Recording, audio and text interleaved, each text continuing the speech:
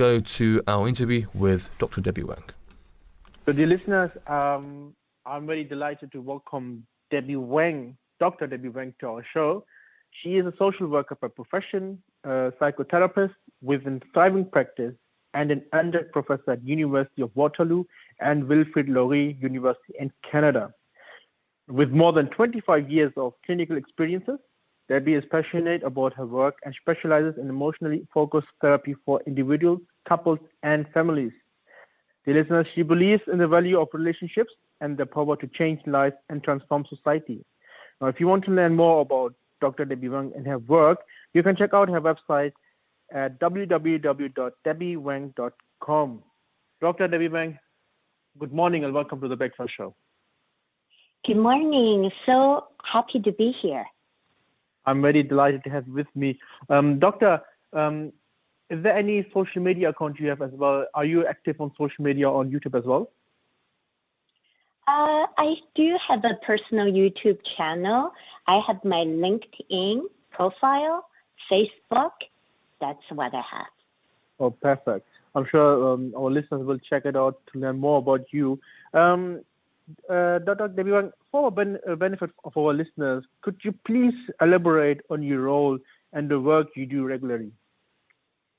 Sure. I'm very passionate in helping people to strengthen their relationships, not just with others, but with themselves and their loved ones. Yes, I'm located in Ontario, Canada. Currently, I teach at the local universities to nurture the young minds, and I also do my private practice, counseling, workshops, and I also supervising aspiring therapists to become specialized in emotionally focused couples therapy. Amazing. Dr. Debbie Wang, we have these commercial holidays such as Valentine's Day. Would you like to tell us the impact that these days have on relationships? Sure. Valentine's Day started in the 14th century and continues to be celebrated now globally. It's great to see lovers exchanging cards, red cards, flowers, chocolates, and the excitement in the shopping malls and the restaurants. But will that enhance their relationship? Let's not forget the true meaning of couplehood is not just the one-off event each year, but it's just a day-to-day, moment-to-moment experiences with your loved ones to strengthen the bond and the connection. So the commercialized, yes, go ahead. It's basically a daily routine we have to work out for our loved one, not only specialized for that one day. Exactly. Don't overlook the most impact is the drip, drip, drip, moment by moment, day-to-day experience. Okay, great. Dr. Debbie Wang, you know that this day and age that we live, we have a lot of the divorce rate is rising. A lot of couples are struggling with their relationship. What advice would you give to these couples who are currently struggling in their relationship? Yes, that's what I do to help couples. Let's face it, relationships are not easy to maintain, and marriage takes hard work. Also, the heart work, it has to come from the heart. So when couples, they're struggling in their relationships, first of all, they need to know themselves well and their relationship well to understand why they get stuck, what caused that disconnection. I have this very simple concept to help couples. First, recognizing if they are some negative aspects. I call this the negative 3 A's. What are the 3 negative A's? Abuse, addiction, and affairs. When any relationship with any of these 3 A's, it's going to be mighty challenging to sustain the relationship. I'm not talking about significant violence. I'm talking about in the presence of your conversation, you feel you're walking on the eggshells with your partner. Addiction, I'm not talking about just substance use.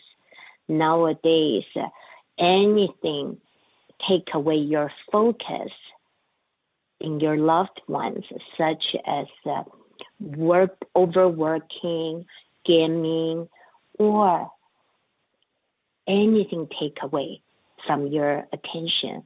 That's addiction. Affairs. Nowadays, we don't even need to have a third person right there and consider it's an affair. Nowadays, online access to all kinds of things, including porns, and those things take your love and affection from your loved one.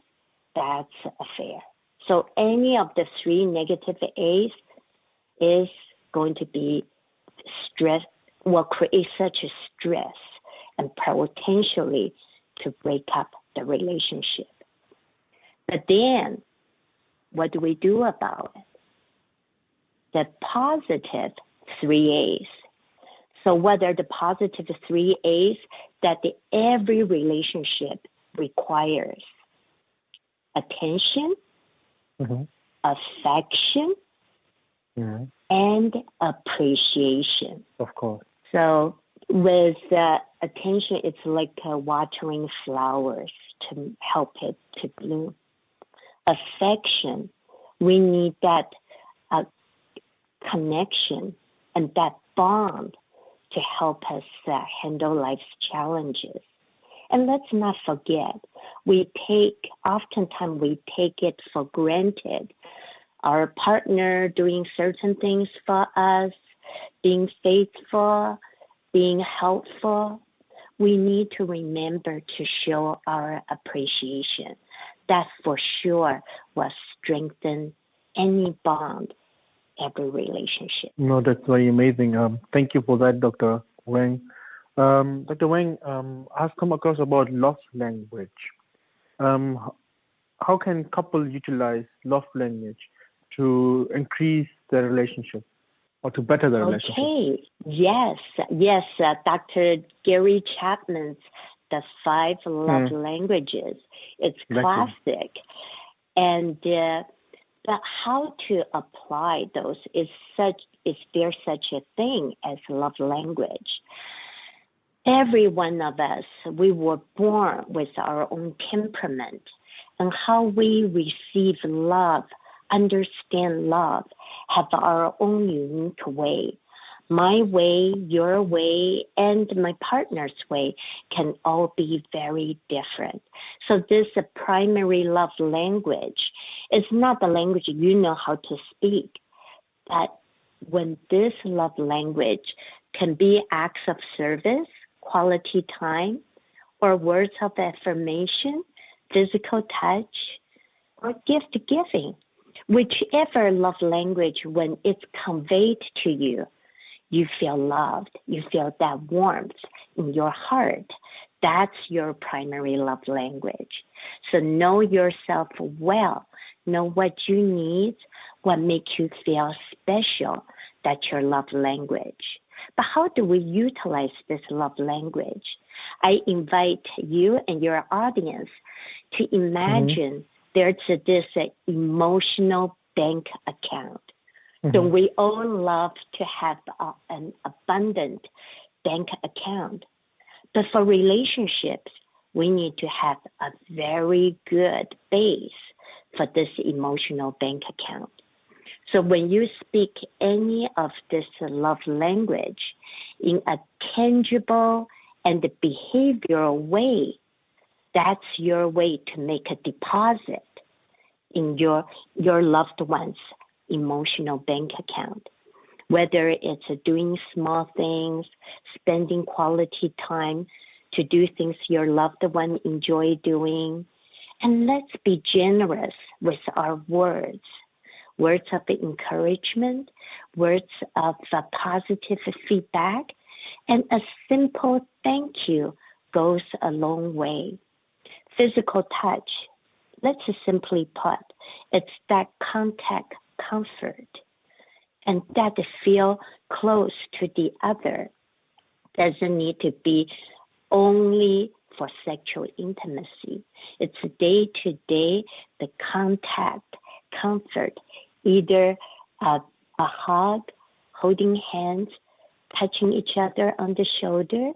That's all mighty small deposit. And gifts, it's not that we need to have a bouquet of roses or a cruise vacation.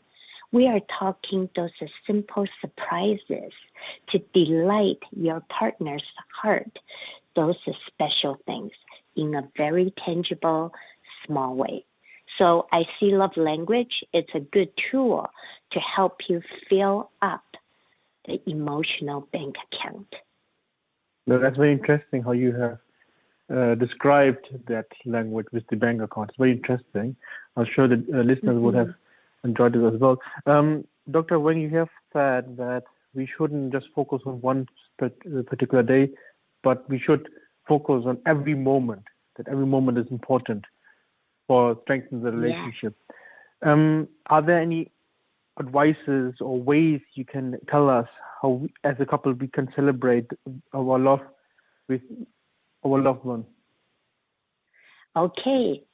The answer to your question is simple, but not easy, because we are so accustomed to the familiarities of relating to our loved ones, the same way, the same interactional dynamic.